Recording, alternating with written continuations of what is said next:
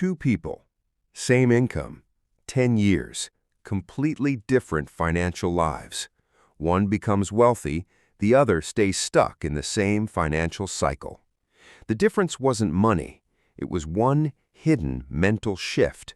And once you see it, you'll start noticing it everywhere. Meet Alex. He's not rich. He doesn't have a trust fund. He's not making some outrageous salary. He's just an average person making average money. And that's exactly why his story matters. Because what happened to Alex happens to millions of people every single day. When Alex got his first real paycheck, he believed something most people believe. If I make more money, my financial problems will disappear. Seems logical, right? After all, income creates wealth.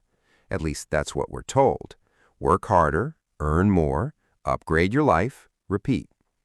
But something strange happens when you look around. You've probably met people who earn great money and still seem stressed about it. They drive expensive cars, live in nice apartments, take impressive vacations, yet somehow they're always worried about bills, always worried about debt, always worried about money. Meanwhile, you've probably also met someone earning far less who seems completely in control financially. So what's going on? Because if income creates wealth, both groups should end up in roughly the same place. But they don't. And that's where the hidden psychology of wealth begins. The first thing Alex eventually realized was that income and wealth are not the same thing. Income is money flowing in. Wealth is money staying and growing. That sounds simple, but it completely changes how you view money. Most people spend years trying to increase their income. Very few spend time learning how wealth actually grows. And that's why some people remain trapped no matter how much they earn. Now here's where things get interesting. One day, Alex received an unexpected bonus from work. Nothing life-changing, just enough money to do something fun. Immediately, his brain started generating ideas. A new phone, a weekend trip, a better gaming setup, the usual stuff. Then something happened, not externally, internally. Instead of asking, what can I buy with this money? He asked, what could this money become? That question changed everything. Because most people see money as spending power. Future wealth builders see money as potential, potential investments, potential freedom, potential opportunities. The money itself hadn't changed, but the way Alex viewed it had. And that small mental shift started changing every decision afterward. But here's where things get weird. Most people think wealthy individuals simply have more discipline, more self-control, more willpower. Not exactly. In many cases, they simply build better systems. Think about it. If every month you must decide whether to save money, you're constantly fighting yourself. Every paycheck becomes another battle, and eventually battles become exhausting. But if money automatically moves into investments the moment you get paid, the battle disappears. The decision was already made. Alex eventually realized something important. The days he relied on motivation were usually the days he failed. The months he relied on systems were the months he made progress. That's why automation is so powerful, not because it's complicated, because it removes opportunities for self-sabotage. Imagine trying to lose weight while carrying a backpack full of cookies everywhere you go. That's how many people approach money. They surround themselves with temptation and then rely on discipline to survive. The wealthy often do the opposite. They build systems that make good decisions happen automatically. And over time, those systems create enormous results. But this next idea completely changed how Alex thought about money. Opportunity cost. Most people ask one question before buying something. Can I afford it? Seems reasonable. But wealthy people often ask a different question. What is this really costing me? At first, those questions sound almost identical. They're not. Imagine Alex buys something for $5,000. Not because he needs it, just because he wants it. Most people see a $5,000 purchase, end of story. But that's not the full story. If that same $5,000 were invested and allowed to compound for decades, it could potentially become tens of thousands of dollars. Suddenly, that purchase isn't costing $5,000. It's costing future opportunities, future freedom, future choices. And this is the psychological difference. Wealth builders see multiple futures attached to every dollar. Everyone else only sees the present moment. Once Alex started seeing money this way, something unexpected happened.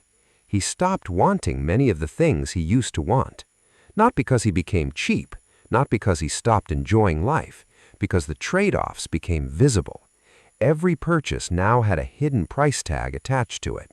Not today's cost, tomorrow's cost. And that perspective changed everything. Now this is the part nobody talks about. The biggest financial asset isn't money, it's identity. Most financial advice focuses on actions. Spend less, save more, invest consistently. Good advice, but behavior follows identity. If someone sees themselves as a spender, they'll always find reasons to spend. If someone sees themselves as an investor, they'll naturally look for opportunities to invest. This is why so many people struggle to change their finances.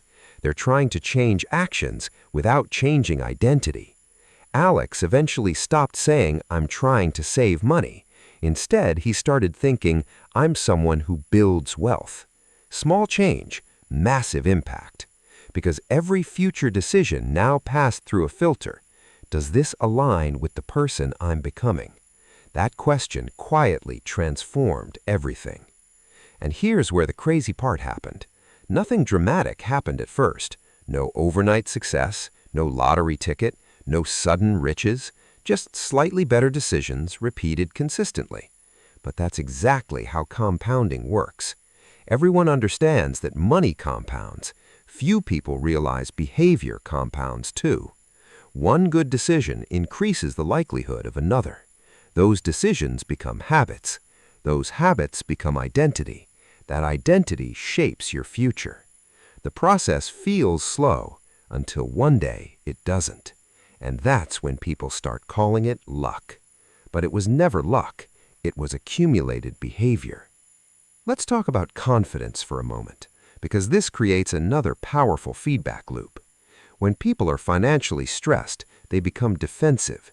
They avoid risks, avoid opportunities, avoid uncertainty. Their brain becomes focused on protection. But as financial stability grows, confidence grows too. Alex noticed this himself. He became more willing to negotiate, more willing to learn new skills, more willing to explore opportunities. Not because he suddenly became fearless, because he had options. And options create confidence. Confidence improves decisions. Better decisions create better outcomes. Better outcomes create more confidence. The cycle keeps accelerating. This is one of the hidden reasons wealth often appears to grow faster over time. The money compounds, but so does the psychology. And this is where most people completely misunderstand wealth building. They think the breakthrough comes when they finally earn enough money. But the truth is usually the opposite. The psychological breakthrough comes first, then the money follows. The person who eventually builds wealth doesn't suddenly become disciplined after becoming rich. They become disciplined before becoming rich. They don't suddenly think long-term after building wealth. They think long-term before building wealth. The external result arrives long after the internal shift. That's why becoming wealthy often feels invisible while it's happening. Nobody sees the decisions. Nobody sees the habits. Nobody sees the mindset changes. They only see the outcome years later. And then they call it luck. But it was never luck. It was psychology. 10 years later, Alex wasn't a millionaire, but he wasn't stressed about money anymore either.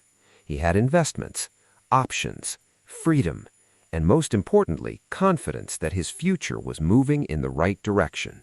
Not because he discovered a secret strategy, not because he got lucky, because he made a psychological shift years earlier. The day you start thinking like a wealthy person is usually years before you become one.